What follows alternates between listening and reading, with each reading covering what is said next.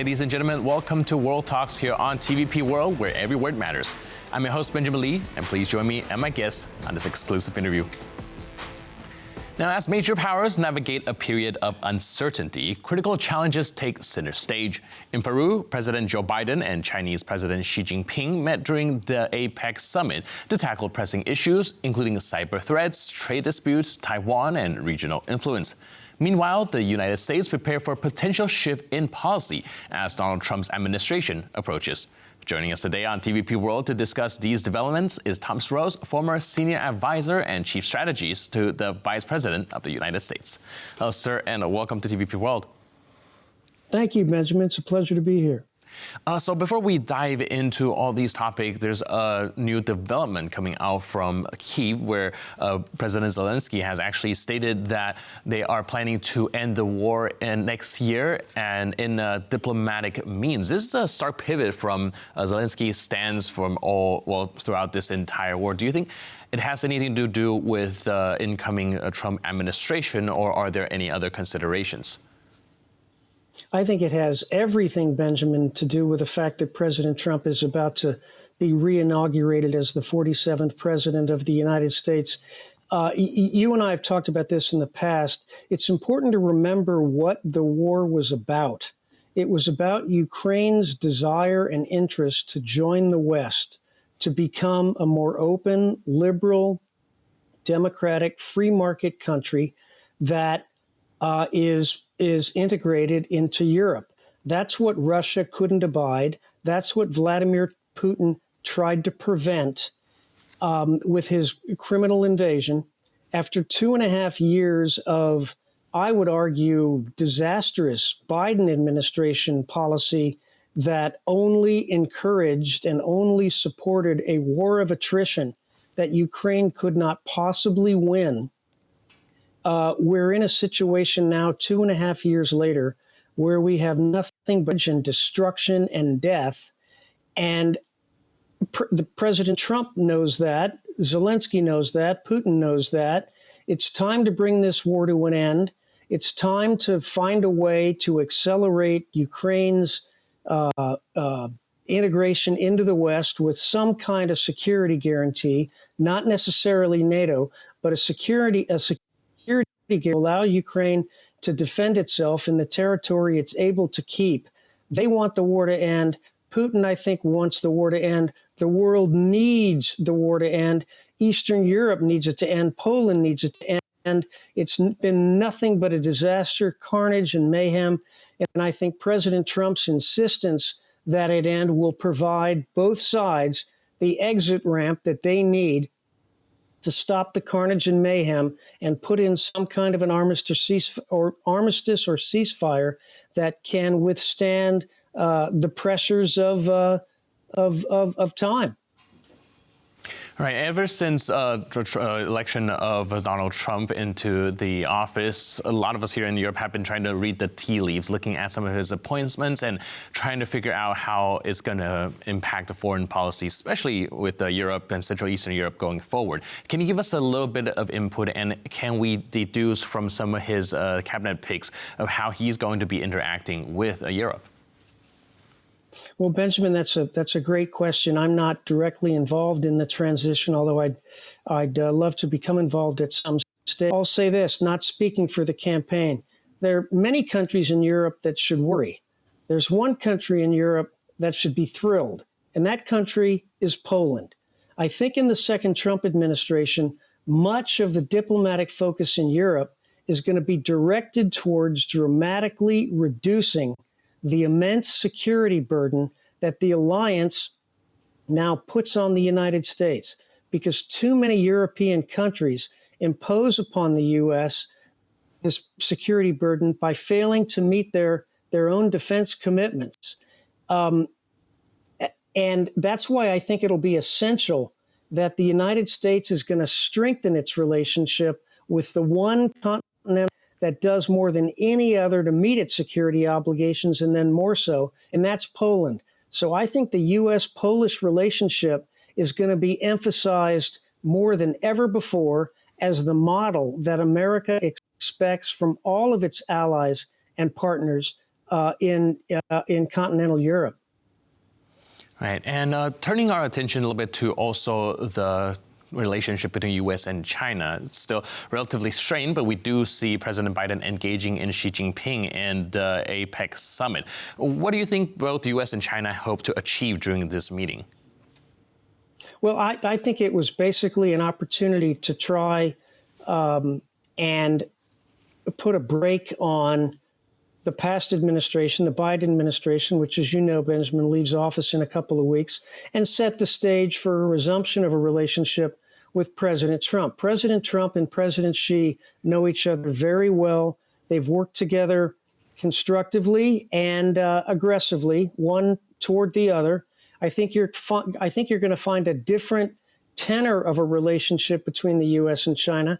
I also think, coming back to Eastern Europe and Poland in particular, in addition to an enhanced relationship that the U.S. is going to pursue with Poland, I think you're also probably going to see a bunch of pressure from us towards Poland to continue its decoupling from economic dependence in certain areas with China. It's already started. I think most people are happy about that. I think we're going to want to see that intensified. I think we're going to want to see that sped up a little bit. And Poland, of course, is the model, is the template for the entire intermarium region, all of Central and Eastern Europe. So Poland, believe it or not, is going to be a critical component of how our administration, the new administration, is going to interact with China.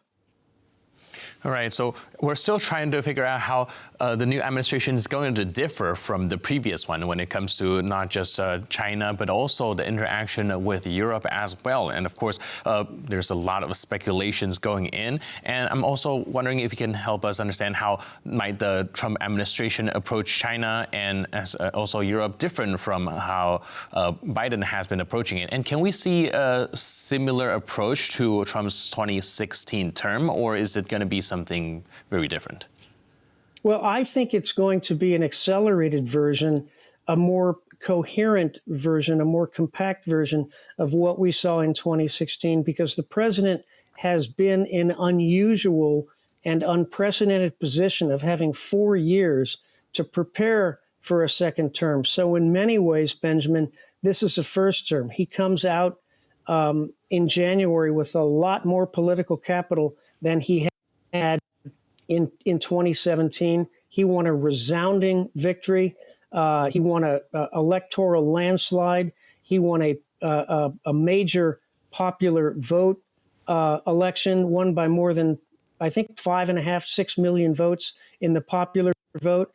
I think you're going to find the new administration is going to be much tougher on trade and much less provocative on security and defense-related issues. I think we recognize, the new president, President Trump, recognizes that it's going to be very important to bide our time with China. We don't want a conflict with China. It would serve no one, least of all Taiwan or our Indo-Pacific allies. As a matter of fact, I'm speaking to you from Japan right now. Interestingly enough, there's a lot less angst, I would say, in Japan, in Korea, in Taiwan, and the Philippines about a second Trump administration than there is in Europe. And that should tell you something. Folks here in Asia are much more comfortable with the notion of a second Trump term than a lot of continental Europe is, with the exception of Poland, because Poland more than carries its weight. So Poland doesn't have much to worry about. President Trump wants, appreciates, respects, and will support strong, independent allies, those who look after their own interests and are prepared to defend themselves and defend our interests. That's what President Trump wants. And in Poland, he has his strongest ally in Europe, in my opinion. All right. And speaking of Japan, there's actually recent engagement between Kyiv and Tokyo with, I believe that was the foreign minister to Japan. And do you know what came out of it?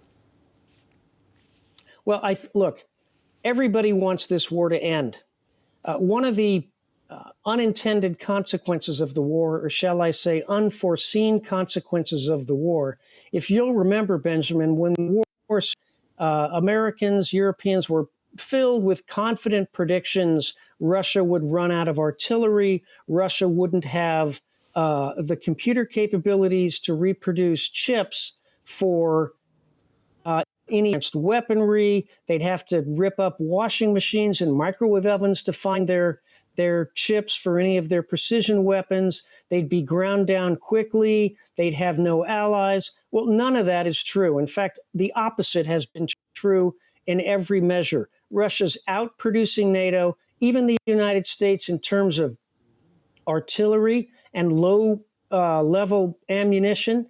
It's developed this alliance of rogue states, Iran, North Korea, China. I wouldn't call it an outright alliance, but there's an axis now of these four powers that threatens everyone in the West and everyone in the Indo-Pacific. So that's another reason the war has to end, is because this axis of